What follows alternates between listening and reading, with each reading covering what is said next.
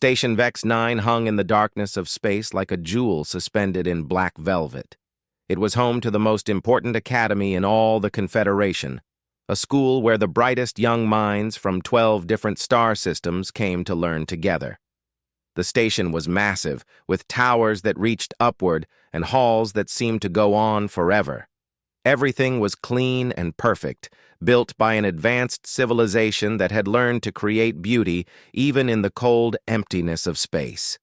Heiju walked through the main corridor of the academy, her human eyes taking in everything around her. She was 19 years old and stood out immediately. Her skin was different from the other students. Her body was different. She was the first human to ever study at this academy, and everyone knew it. Some students looked at her with curiosity. Others looked at her with suspicion. A few just ignored her completely, which Heiju preferred. The academy corridors were filled with all kinds of creatures. There were the Zarthians, whose scales glimmered in brilliant shades of blue and green and gold. They were tall and elegant, moving with practiced grace. There were the Quillins, whose bodies seemed to shimmer slightly in the light, with long antennae that moved around them like dancers. The Vrex moved silently through the halls, their sensory fronds always alert to what was happening around them. And there were many others, species that Heiju was still learning to identify. Her first class of the day was predatory species identification. This was taught by instructor Taewan, a Zarthian whose scales were a deep purple color. Taewan was considered one of the finest teachers at the academy. His scales would change color based on his mood and what he was teaching, and students found this fascinating. When he was excited about a topic, his scales would brighten. When he was disappointed in a student's answer, they would dim to a dull gray. Heiju arrived at the classroom early. She wanted to sit in the middle section where she could see and hear everything clearly. The other students began to arrive. Most of them were curious about Heiju but did not know how to act around her. She was smaller than many of them, with no scales or antennae or sensory organs like they had. She looked strange to them. She looked weak. Instructor Taewan entered the classroom. His scales brightened to a cheerful yellow as he looked at his students. Today, he seemed especially pleased. He had something special prepared.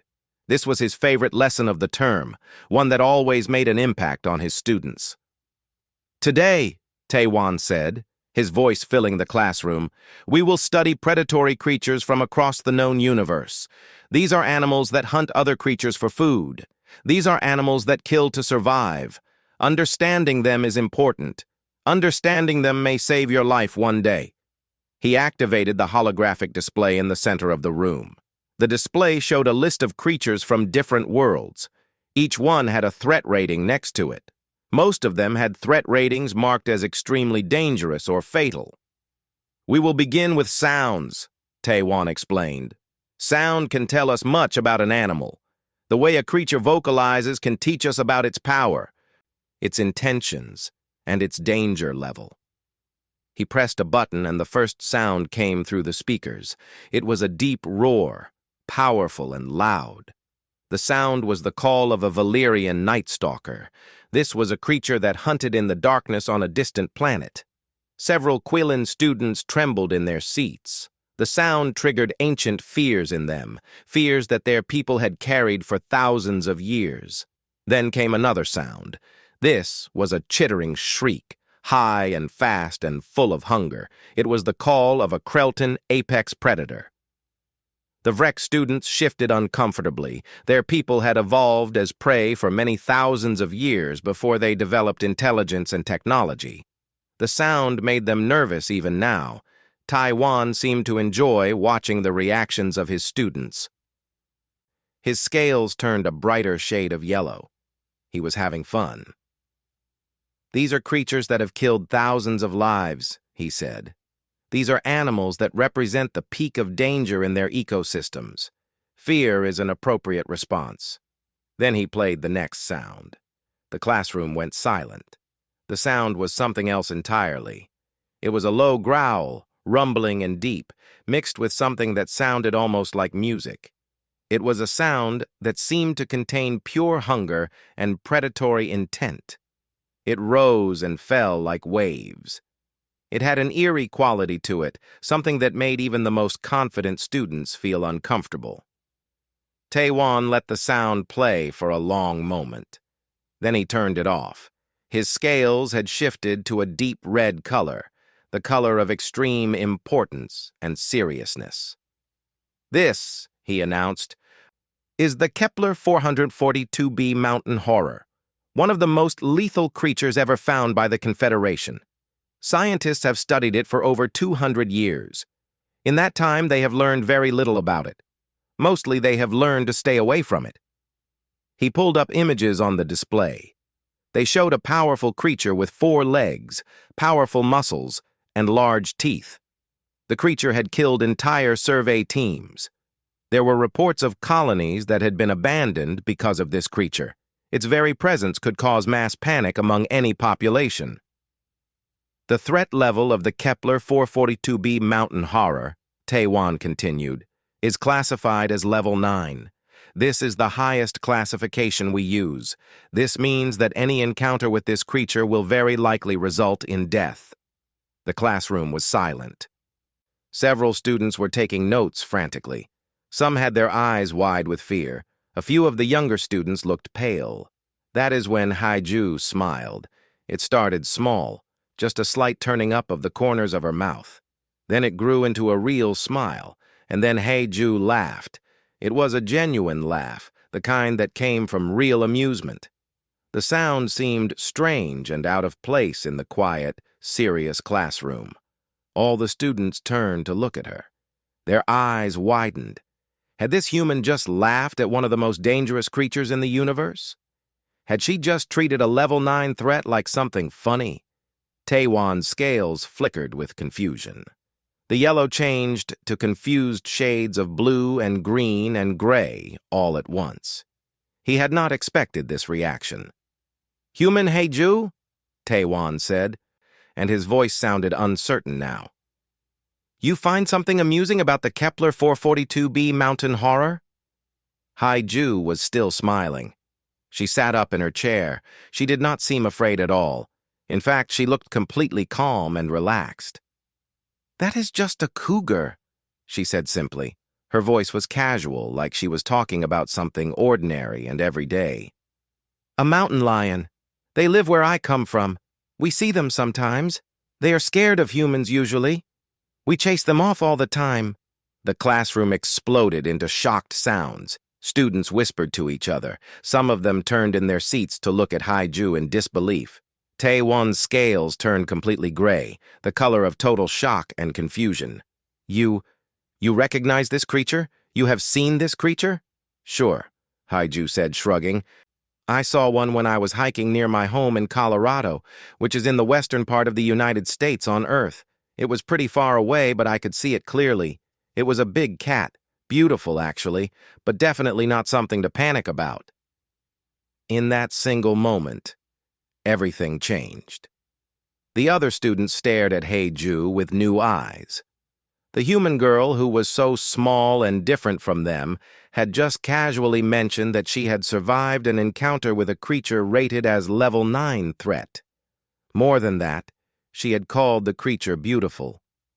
She had shown no fear at all. Taewon stood very still.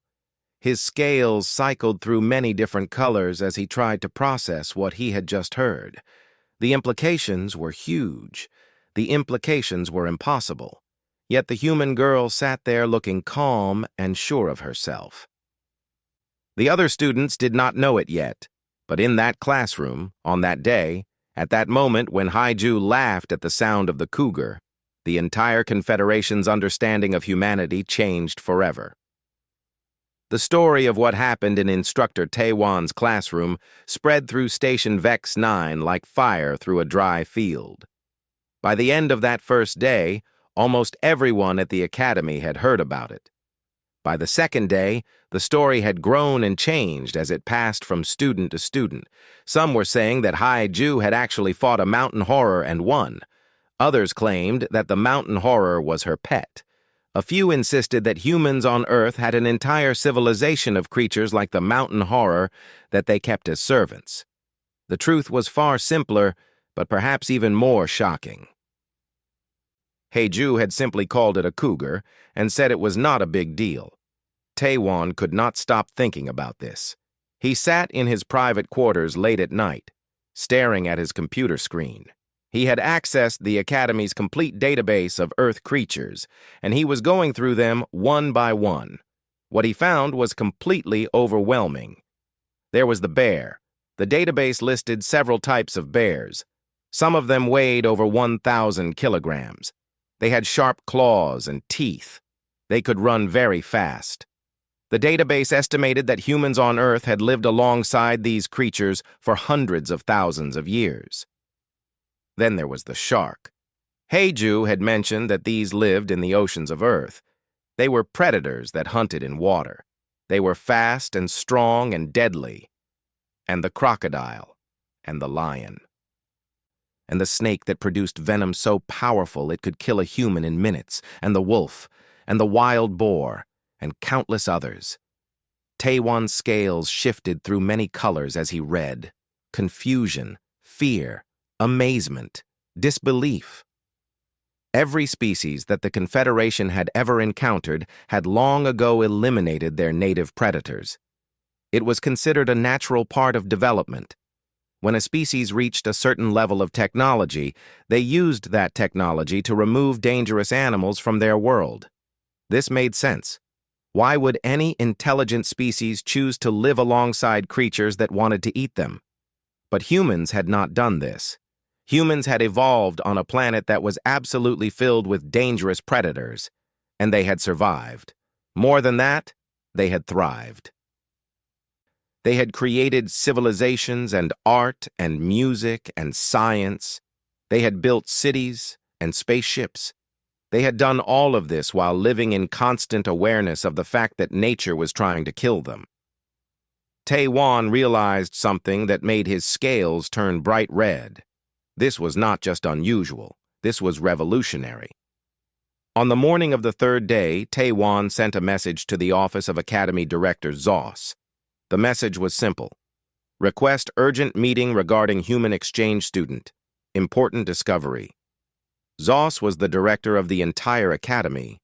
Zos belonged to a species called the Collective, and Zos's body was made of crystalline material. When light hit Zos, it refracted and created beautiful patterns. Zos was very old and very wise. Zos had seen many things over many centuries. Heiju was summoned to Director Zos's office. She did not know why. She thought perhaps she had done something wrong. Maybe her presence at the academy was causing problems. Maybe they wanted to send her home. The office of Director Zos was very beautiful. There were windows that looked out at the stars. There were plants that grew in special containers with artificial light. There were comfortable chairs made from materials Heiju did not recognize. Director Zos was sitting very still in the center of the room. When the light caught Zos's crystalline body, it created rainbows that danced across the walls. "Heiju," Zos said, and her voice was calm and smooth like water. "I have been reading about your encounter with Instructor Taewon's Predator Sounds lesson. Very interesting. Very unusual. I am sorry if I was disrespectful," Heiju said quickly. "I did not mean to be rude. I was just making a joke. I grew up around cougars. They were not scary to me." "Not scary," Zos repeated slowly. "This is the key issue. Heiju, our records show that your world still had active apex predators at the time your species developed spaceflight technology. This is unique. Every other species we know eliminated its predators before reaching this level of advancement." Zos moved to a computer display. Zos pulled up files about Earth. Pictures appeared on the screen showing bears, sharks, tigers, and other dangerous animals. "Your species continued to share your world with these creatures," Zos said. "Creatures that could kill you. Creatures that were faster and stronger and more dangerous than you were individually. Yet you survived. You evolved alongside them. You created your civilization without first eliminating them. How did you do this? Heiju thought about this question. It was a good question. She had never really thought about it before. For her, living with predators was just normal. It was just part of life. We adapted, she said finally. We hunted. We learned. Some creatures killed us, so we killed them first, or we avoided them. If you were smarter, you could survive. If you worked together with other humans, you could survive. It was just life. Everyone had to figure out how to live with danger. Just survival, Zos said softly. The crystals of Zos's body seemed to glow brighter. Just life.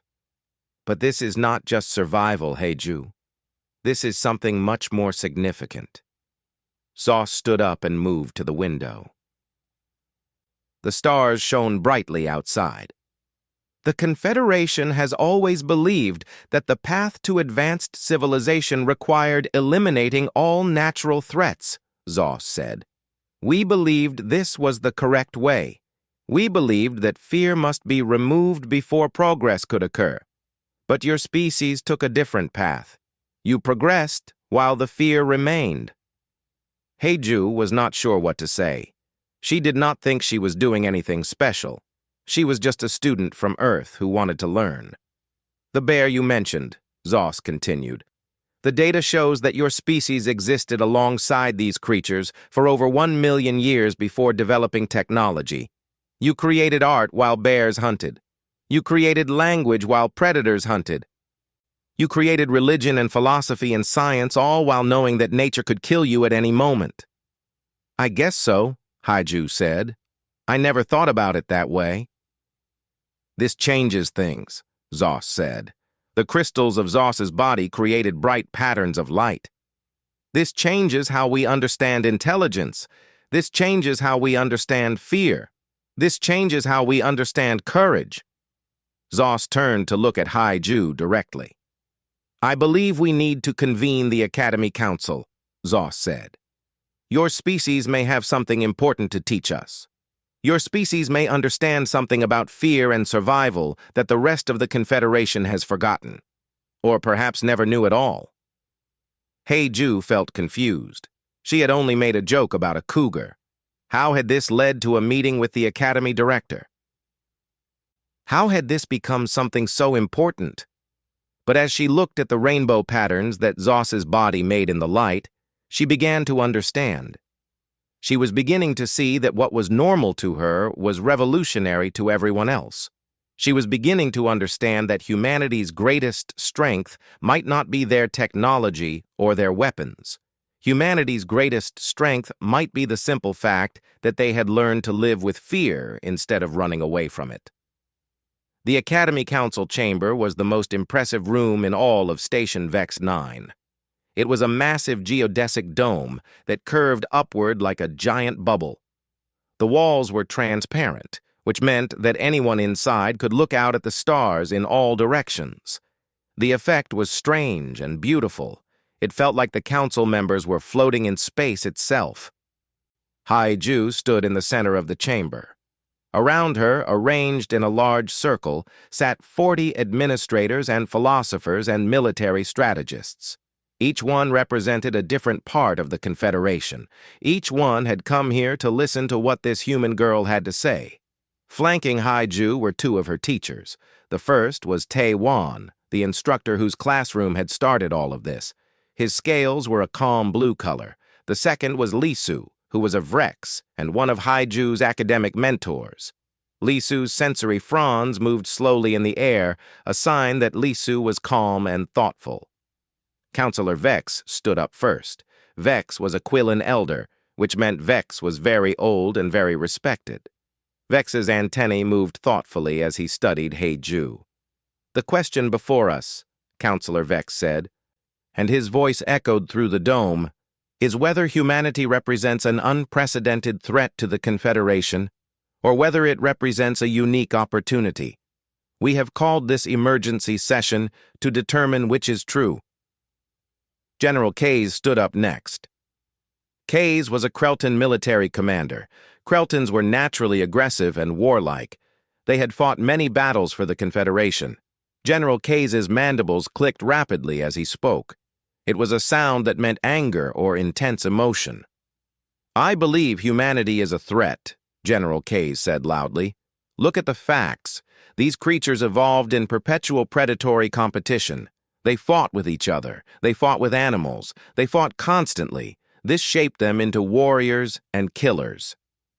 A species that evolved in such an environment will naturally see diplomacy as weakness. They will naturally see coexistence as an opportunity to attack. I have studied their history. They are violent and destructive." Several of the council members nodded in agreement. Some of them made sounds that indicated they were impressed by what General Kazi had said. Then Lisu stood up. The sensory fronds of the Vrex were moving more rapidly now. This showed that Lisu had something important to say. "With respect to the general," Lisu said, "I must disagree with his analysis. Yes, humans have a history of violence, but look deeper into that history. Every time humans destroyed themselves, they also rebuilt.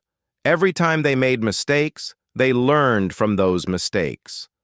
The Vrex people also have a history of conflict. We evolved as prey for most of our existence. When we achieved intelligence, we had two choices. We could use violence to escape our predators, or we could use intelligence to create better tools and better societies. We chose intelligence. I believe humans also chose intelligence. I believe their war and conflict were steps along the path to civilization, not the destination itself." Lisu paused and moved her sensory fronds in a specific pattern. This was a gesture of respect toward Heiju. "Furthermore," Lisu continued, "humans have extensive sociological studies proving that they survive better in groups than they do alone. They form families. They form tribes. They form nations. They form collective units to face dangers together. This is not the behavior of a naturally aggressive species. This is the behavior of a species that learned cooperation was more powerful than conflict." "But they wage wars," General Kaze said, standing up again. His mandibles clicked so rapidly they almost blurred.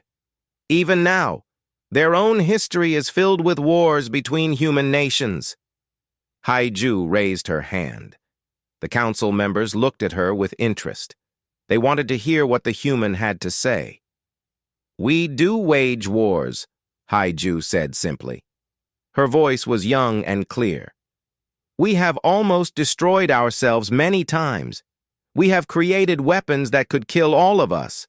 We have come very close to extinction many times, but every single time we have chosen to rebuild.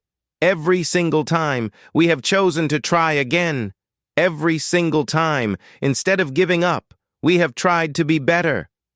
Haiju looked around at all the council members. She made eye contact with each one. "I grew up knowing that nature could kill me," she continued. "I grew up knowing that there were animals in my world that were faster and stronger than me. But I also grew up knowing that I had a brain. I had intelligence. I had the ability to understand things. I had the ability to make choices. Every human knows this. Every human child grows up knowing that their world could kill them. So we live anyway. We go outside. We explore. We learn. We take risks. Because the only other option is to hide. And humans are not very good at hiding." The council chamber went quiet. This was not what many of them expected to hear. Councillor Vex leaned forward. His antennae were moving slowly and deliberately. "You seem remarkably composed," Councillor Vex said, "discussing warfare and extinction-level conflicts as if they were simple facts of nature. Most species would become paralyzed by such knowledge." "Because," Haiju said, "I grew up knowing that nature is both beautiful and deadly. I learned that respect and fear are not opposites.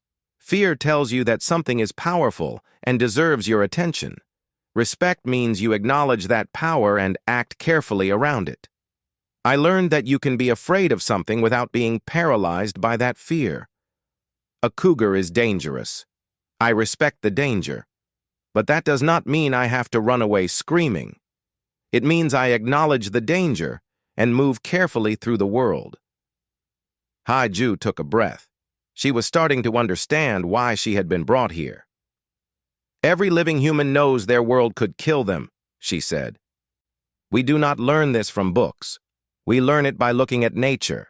We learn it by understanding that we are part of a system where things eat other things, but we also learn that we are smart enough to survive in that system. We are smart enough to hunt. We are smart enough to hide. We are smart enough to cooperate with other humans and build things that protect us. So we live in that world. We do not try to destroy it. We do not try to remove all danger. We just live, and we accept that danger is part of life. The council members looked at each other. Something was shifting in the chamber. Something was changing in how they understood this human girl and her species. That night, after the council session had ended, Haiju received 17 requests from other students asking if they could study with her. By the end of the week, there were formal petitions to include Earth's natural history and ecology in the Academy's core curriculum. By the end of the month, there were discussions about creating an entire department dedicated to human studies. The simple message that Haiju had brought, that you can live with fear, that you can coexist with danger, that you do not have to destroy everything that is different from you, this message was beginning to change how the entire academy thought about civilization and survival. 2 weeks after the council session, alarms started blaring throughout Station Vex 9. The sound was loud and piercing and filled everyone with instant fear. Haiju was in the academy library when she heard it. All around her, students began looking at each other with worried expressions. The alarms meant something serious was happening. Announcements began to appear on every screen in the station. The same message was repeated over and over. All non-essential personnel report to evacuation stations. This is not a drill. Repeat, this is not a drill. A spatial anomaly had been detected at the outer barrier. This was the edge of Confederation space where patrols kept watch for anything dangerous. The anomaly showed signs of a spacecraft. More importantly, it showed signs of a spacecraft that did not belong to the Confederation. The ship was sending signals. The signals did not match any known species communication patterns. This meant one thing: there was contact with an undocumented species. A new civilization had been discovered, and from the way the alarms were sounding, it did not seem like a friendly discovery. Within hours, military ships began to launch from the station. Haiju watched from the observation deck as massive dreadnoughts moved into defensive positions. These were huge vessels with weapons that could destroy planets. The fact that they were being deployed meant the Confederation was very worried. The new species was designated the Vrashek. Almost nothing was known about them. Their ship was sophisticated. It showed advanced technology. But their behavior was aggressive. They had not responded to diplomatic hails. They were not broadcasting friendly signals. They were approaching the Confederation border with clear intent. The Academy Council convened in emergency session. This time, Haiju was not called to speak. Instead, she was told to remain in her quarters. Everyone was told to remain in their quarters. The entire station went into lockdown. All classes were canceled. All normal activities were stopped. Everyone was waiting to see what would happen. But Haiju did not want to sit in her room doing nothing. She made her way through the corridors to the operations center. She used her student pass to enter. The security guards did not stop her. They were too busy watching the tactical displays. In the operations center, officers were working frantically. They were tracking the position of the Vrashek ship. They were monitoring communications. They were trying to understand what the new species wanted. Tae-Wan was there, looking at the tactical information with his scales shifting colors with each new piece of data. When he saw Haiju, he motioned her over. "They will not respond to communications," Tae-Wan said softly. "They continue to approach. We must prepare for the possibility of conflict." Haiju looked at the screen. She watched as the Vrashek ship moved through space. Something about the movement pattern seemed familiar to her. It was not random. It was not chaotic. It had a pattern. It had a structure. "What are their movement patterns?" Haiju asked. One of the officers looked up. "They are scanning the border. They are testing our defenses. They are sending probes toward our outer stations. But they have not attacked yet." Haiju watched the patterns on the screen. She had grown up studying animals. She had watched nature documentaries her entire childhood. She had observed how predators behaved. She had learned to recognize the patterns. "They are hunting," she said quietly. Taewan's scales flickered. "What do you mean?" "Look at their approach vectors," Haiju said, pointing at the screen. "They are not trying to destroy anything. They are not trying to occupy anything. They are testing. They are probing. They are looking for weaknesses. It is exactly what a predator does. They are hunting for a weakness before they make their move. They are establishing dominance." The officers in the operations center turned to look at her. Some of them seemed skeptical, but some of them seemed to recognize the truth in what she was saying. General Casey entered the operations center. His mandibles were clicking rapidly. His entire posture showed aggression and readiness for battle. "Deploy the fleet," he commanded. "If they will not respond to communications, we will show them our strength." "Wait," Haiju said. Everyone in the room froze. They all looked at her in shock. This human girl was challenging a military general. "Why should we wait?" General Kayes demanded, his mandibles clicking even faster. "These creatures approach with hostile intent. They refuse communication. They probe our defenses. They are preparing to attack. We should attack first." Haiju thought about a memory from her childhood. She was with her father in the mountains of Colorado. They were hiking on a trail.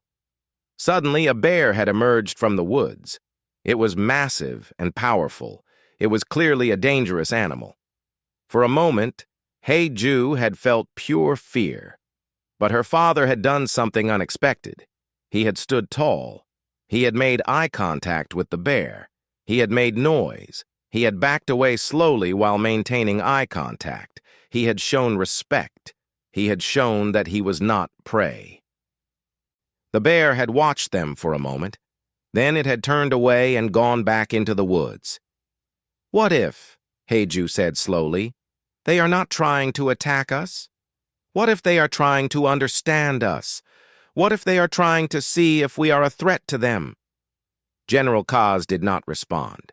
He was too angry to listen to this human girl. But Taiwan's scales shifted to a thoughtful blue. Li Su entered the operations center, and her sensory fronds began moving in the pattern that indicated deep thought. "The human may have a point," Li Su said. "We know nothing about this species. We do not know their intentions. We do not know if they are naturally aggressive or naturally cautious. We know only what their actions show us, and their actions show testing, not attacking." Director Zoss appeared in the doorway. The crystalline body of Zoss caught the light and created rainbow patterns across the room. "We will not deploy the fleet yet," Zoss said calmly. "We will observe. We will monitor. We will try to understand. If they attack, we will defend. But we will not start a war with a species we know nothing about." Haiju felt relief wash over her. She had spoken up, and someone had listened. But this was only the beginning. The Vrashek continued to approach. They continued to test the Confederation's defenses. And everyone at the station was waiting to see what would happen next. They were waiting to see if Haiju's interpretation of predatory behavior would prove correct. They were waiting to see if understanding could prevent war. Director Zoss made a decision that shocked many people. Instead of sending military ships to confront the Vrashek, Zoss would send a single small vessel. The mission was not military, it was diplomatic, and Zoss wanted Haiju to go. "Absolutely not," General Kayes said when he heard this plan. "We will not send a human child on a dangerous diplomatic mission to meet an undocumented hostile species." But Zoss was the director, and Zoss had final authority. Zos had decided. The human girl has shown insight into predatory behavior, Zos said calmly. The Vrashek are behaving like predators. Who better to understand them than someone who has lived among predators her entire life? Haiju prepared for the mission with Taiwan, Lisu, and 3 other cadets from different species. They were all young. They were all brave. They understood that they were taking a serious risk. Haiju spent several hours preparing. She thought carefully about what to say. She thought about the best way to communicate with a species she knew nothing about. She thought about what would make the Vrashek understand that the Confederation meant no harm. The small diplomatic ship launched from Station Vex 9. It was unarmed. It carried no weapons. It displayed no shields. This was important. Haiju wanted the Vrashek to see that the Confederation was not afraid. But more than that, she wanted them to see that the Confederation was willing to be vulnerable. Vulnerability, Haiju believed, could sometimes be more powerful than strength. As they approached the Vrashek vessel, Haiju opened communications. She had prepared a message in 17 different languages and mathematical frameworks. The Confederation's xenolinguistics team had compiled this message. It was designed to be understood by any intelligent species. "This is Haiju of Earth," she said, her voice calm and clear. "I am speaking for the Confederation Academy. I propose an exchange of understanding." There was silence. The Vrashek ship continued to move closer. Then a response came. The voice was not in any of the 17 languages, but the computer translated it into words that Haiju could understand. "You approach with no weapons," the Vrashek commander said. "This is either foolishness or courage. We have not yet decided which." "It is both," Haiju said. "Courage is foolishness without understanding, and foolishness without courage is just fear." There was another pause. Then the Vrashek commander sent a communication to allow the diplomatic ship to approach. The ship docked with the Vrashek vessel. What Haiju saw when she entered the Vrashek ship was shocking. The Vrashek were beautiful and terrifying at the same time. They had sleek, powerful bodies. They moved with grace and efficiency. Their eyes were intelligent and piercing. They looked at Haiju with deep interest. The Vrashek commander was particularly impressive. Its form was elegant and powerful. It studied Haiju with an intensity that made her feel very small. "I am Commander Jen of the Vrashek," the commander said. "You are the first representative of your species to approach us with openness. Normally, species flee when they encounter us, or they attack. You did neither." "I wanted to understand first," Haiju said simply. "Fighting or running are just reactions. Understanding is harder, but it is more useful." Haiju began to talk. She told the story of how humans had evolved on a dangerous world. She told the story of living alongside predators. She told the story of learning to respect danger without being paralyzed by it. She told the story of the Cougar and the classroom, and how instructor Taiwan had learned to see a level 9 threat as just an ordinary animal that humans lived with comfortably. Commander Jen listened. The commander's eyes never left Haiju's face. "Your species has lived your entire evolutionary history under the threat of predation," Commander Jen said slowly. "And you survived without eliminating the threat. This is impossible." "This goes against everything the Vrashek know about survival." "It is not impossible," Haiju said. "My people did it. We learned that coexistence was possible. We learned that predators are not evil. They are just following their nature. And we learned that we are not weak. We are not prey. We are intelligent beings capable of choices." Haiju moved closer to Commander Jen. She looked directly into the commander's eyes. "I think the Vrashek came here to test us," Haiju said. "I think you wanted to establish dominance before we could establish coexistence. But my people learned a different way. We learned that you do not need dominance. You need understanding. You need respect. You can coexist with things that are powerful. You can coexist with things that are different. You just have to choose to do so. Commander Jen was very still for a long moment. Then the commander made a sound that Haiju had not heard before. It was a complex sound, almost like music. It seemed to contain meaning. "What does that sound mean?" Haiju asked. "It is the sound that a Vrashek makes when they have learned something new," Commander Jen said. "It is rare. We do not make this sound often." Over the next several hours, Haiju talked with Commander Jen. She told stories about Earth. She told stories about coexistence with predators. She told stories about how humans had learned to respect danger and live with it anyway. And Commander Jen told stories about the Vrashek. The commander explained that the Vrashek had evolved on a world where there was only one intelligent species at the apex. There were predators and prey, but nothing in between. The Vrashek had never encountered another intelligent species as an equal. They had never had to negotiate coexistence with another thinking being. "We came to test your strength," Commander Jen said, "but perhaps this is not what we needed to learn. Perhaps what we needed to learn is what your species understands. We needed to learn that strength is not the only way to establish coexistence." As Haiju and her team prepared to return to Station Vex 9, Commander Jen made a decision. The Vrashek would not attack. The Vrashek would not establish dominance. The Vrashek would seek coexistence. "You have taught us something valuable," Commander Jen said. "Something that no amount of military strength could have taught us. You have taught us that understanding is more powerful than dominance." When Haiju returned to the station, she was welcomed as a hero. She had prevented a war. She had made first contact with a new species and established peace. She had done this not with weapons or military force. She had done this with understanding and the simple knowledge that humans had lived with fear for their entire evolutionary history and had learned to live with it anyway.